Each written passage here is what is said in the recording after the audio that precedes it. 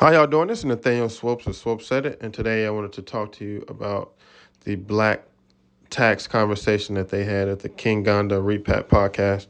I thought it was an amazing conversation, an amazing video. It was kind of talking about how, in a sense, how your family can hold you back and how you have to support your family. And a lot of times we don't talk about the black systems that hold black people back within our families and within our communities. We always talk about the white systems and what the white governments do, what the white people do to hold us back, but we don't talk about a lot of times the things that we do, the things our families do, the things that our elders do that kind of hold us back. I recently had a conversation with a young lady from Benin, Nigeria. We talked about marriage and the different things about marriage and in America and how families are treated in Black America as far as compared to how Africans treat their families in Africa. And she said that if she was to get married, that her husband would have to take care of her mother, of course, of her mother, and her brother. That her husband would have to set up a business for her mother to, succeed. And I mainly talked to her about how your husband shouldn't have to take care of your mom or your son, that your mom will have to take care of her.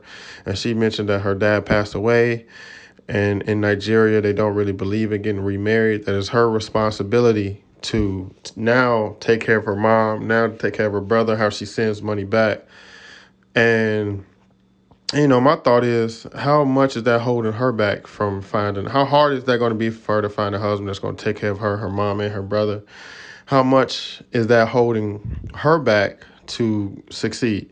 Now, me growing up, when I was 16, I had to get a job. I had to get a full-time job. That summer, I was playing basketball, and I couldn't play. I couldn't go to sophomore summer camp or sophomore basketball season because I had to work. And when I got paid, I had to give majority, half, if not the majority of the check to my mom to help her pay rent. And then what was left over from that, because we went to a suburban school, so there wasn't a lot of free lunch. There was free lunch, but not a lot of it. I had to give my sister lunch money. So I would give my sister lunch money, and I would give my mom the majority of my check to pay for rent. And, if I didn't do that, my mom would threaten to put me out. Like, I remember I had got paid $120, and my mom called me. She knew exactly when my check came in. And she was like, "How much did you get paid today?" And I said, "I got paid $120." She said, "Okay, give me the 100 and you keep the 20." And at that time, I wanted to buy a video game. The video games at GameStop cost about $60. And so I told her no, and she threatened to put me out, and I believe I had to go stay with my father at that time. So, but how much did that hold me back? The stress of working and providing at 16 instead of saving that money and keeping it for myself. I was able to provide for myself. Like, my mom couldn't afford my senior fees, so I had to pay for my own senior fees. So me having a job did help with that. And, I didn't mind helping my sister, but how much stress is the black community putting on their children, putting on their families? I remember the story about Lamar Odom, when he had got into a relationship with the Kardashian, and he was paying about 50 phone bills from his family. Um, and he's pretty much going broke. And it seems like it's hard for us to say no. But why?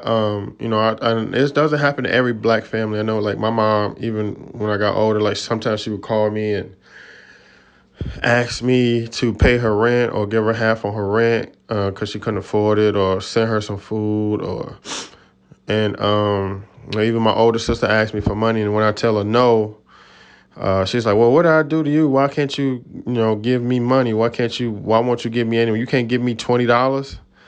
And it's stressful when it seems like you always have to help your family out, and the only way is to help is with money. So that's why, I just thought it was just such an interesting conversation, because especially I know it's probably even more difficult because a lot of Africans that come straight from Africa, they have to send money back to their families, send money back to their parents to continue to help them and set up businesses for their family. So I know here in America, a lot of times, even if your family is struggling, as a Black American, you can just be like, some of us are just like, no, like, I'm not helping. Like, you need to figure it out. And, I'm not going to give you any money. So I know that can be a little bit harder probably for the families, because families are a little bit more close knit. But this black tax situation, not even when you're helping out friends, and if a friend helps you out in a certain way, they expect you to hit them back with money. You know what I'm saying? So if they give you knowledge and you make it, or you're doing well in life, they expect you to hit them back with money. And I've done this too. I'm not, that I haven't given this problem to my friends or family. When I was helping students out and I was starting GoFundMe's to get those team shoes, I expected my family to support. I expected my mom to support, because she was my mom, or they were my family. I was like, if anybody should donate, y'all should donate, like y'all my family. But it's not the case. Like, they don't have to help you because they're your family. They don't have to help you because they're your friends, you know what I'm saying? And it's hard trying to get out that mindset, because that's how you grew up.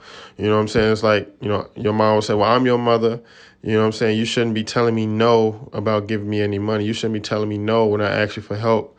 And so you kind of take that into adulthood. Like, well, when it comes back, like, hey, I'm starting this fundraiser. Like, I need my family to support. I need my family to share it on social media.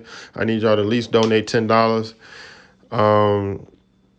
And if I've supported somebody else by sharing their stuff on social media, or if I've given them money, I expected them to give it back to donate for me.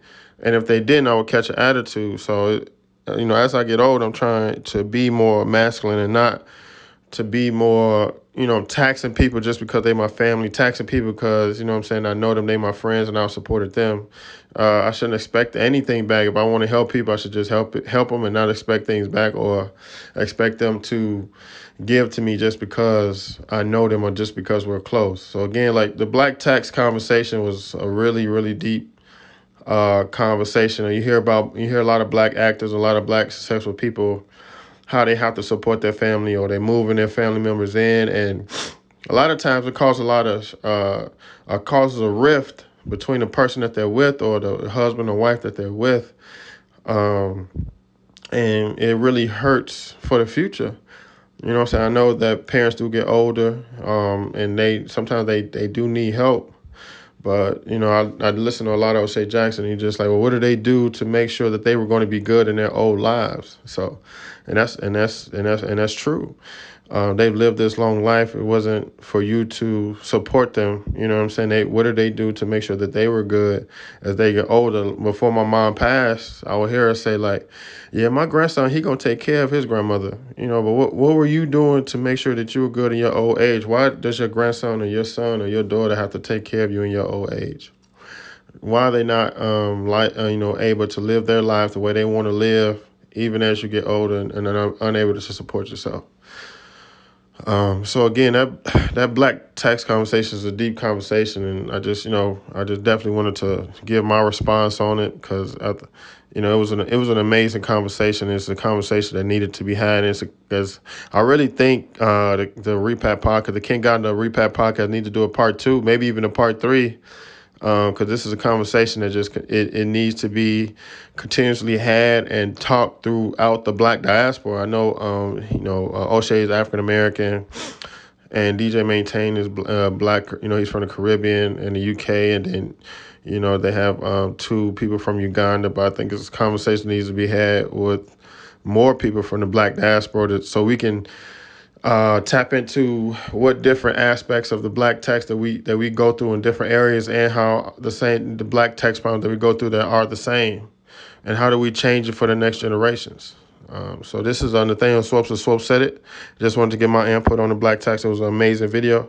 You all have a great day.